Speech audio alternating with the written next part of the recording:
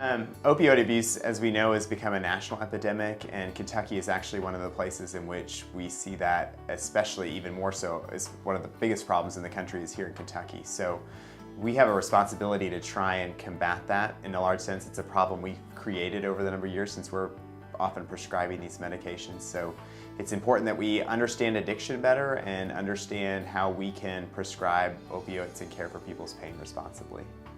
Well, these are our patients, and this is one of our #1 public health problems in the Commonwealth is opiate addiction.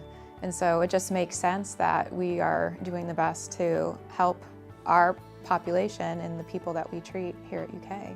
And I think conceptually, part of the issue is that a lot of people in the world think of opioid abuse or substance abuse in general as a choice on some level. And I mean, maybe there were poor decisions made early on, but the reality is that it goes beyond poor decisions and it becomes a change in brain chemistry and it becomes an actual disease process. And so I think that that's where people don't recognize it, is that this is something that's beyond the control of the individual. And so, it's really easy for us to get mad at somebody because they're, there's a fetus involved or a child involved, but it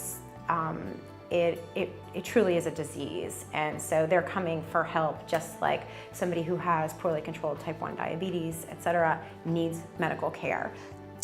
Overall, Lexington and the University of Kentucky have a very long history, going back decades now, of doing clinical research that is translational to patient care, characterizing opiate dependence, opiate withdrawal, and having their hands on the studies that demonstrated that medications can be effective for the treatment of this medical disorder.